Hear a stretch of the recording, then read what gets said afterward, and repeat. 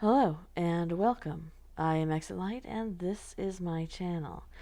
Today we're going to continue on talking about the creepiest places in America.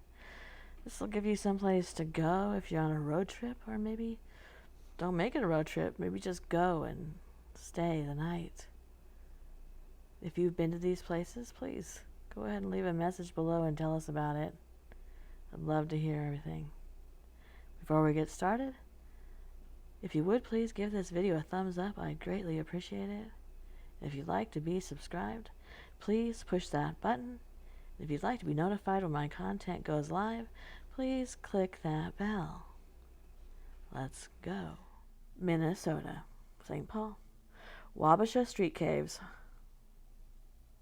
Luckily, Minnesota is home to as many haunts as it has lakes. One of the creepiest and most accessible is Wabasha Street Caves.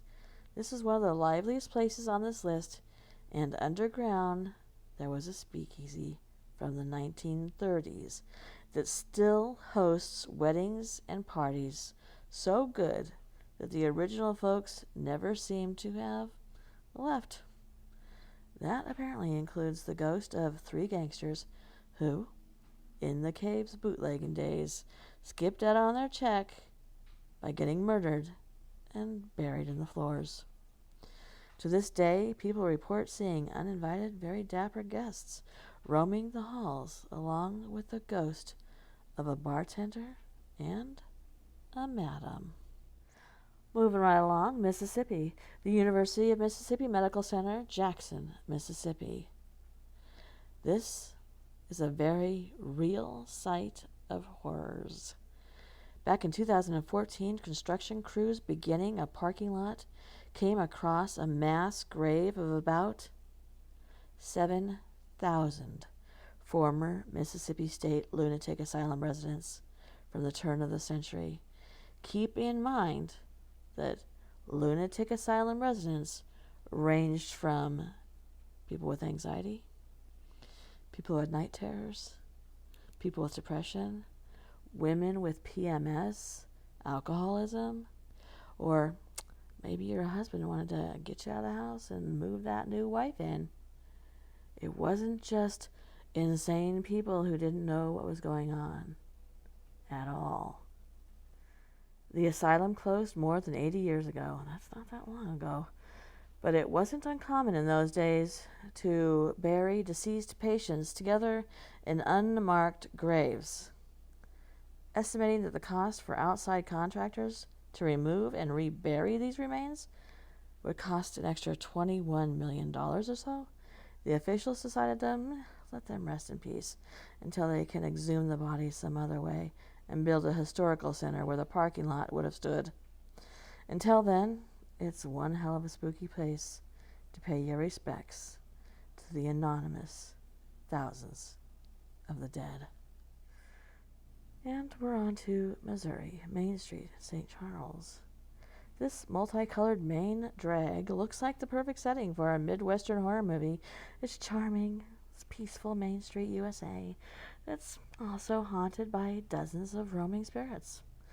The legends date to 1853, when an old cemetery was moved and a number of the graves they dug up had, well, no bodies in them.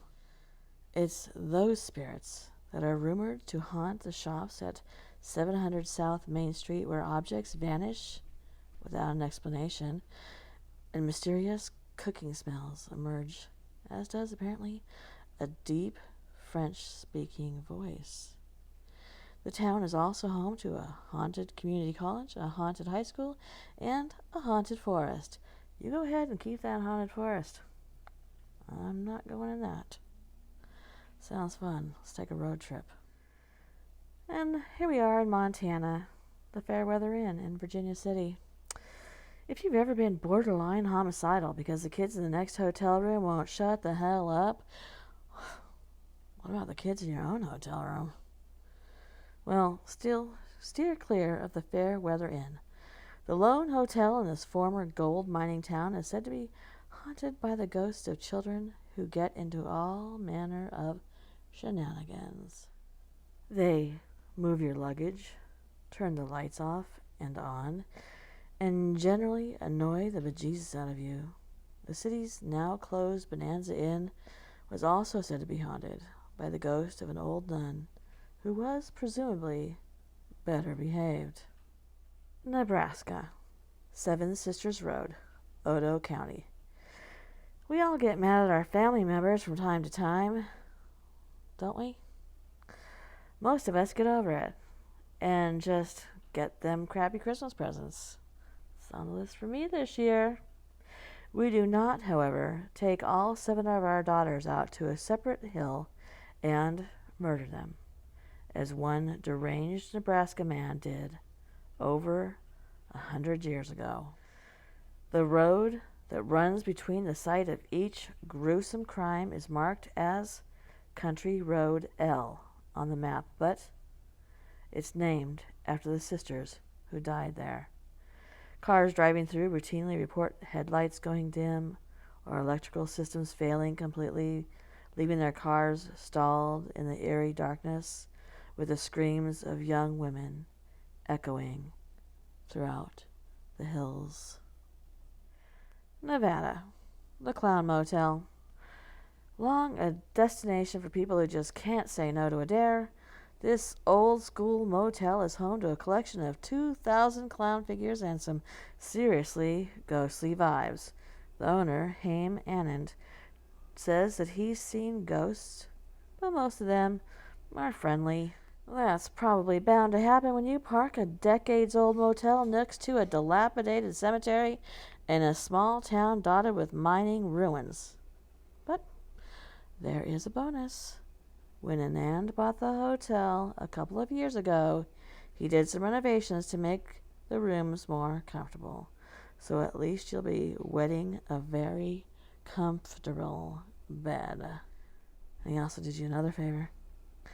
He embraced the scariness by converting some rooms into horror themes in case Clown Motel in the middle of the desert wasn't frightening enough for you. And that's going to be the end of our little road trip today. Thank you for coming. I greatly appreciate it. If you would, please don't forget to give this video a thumbs up.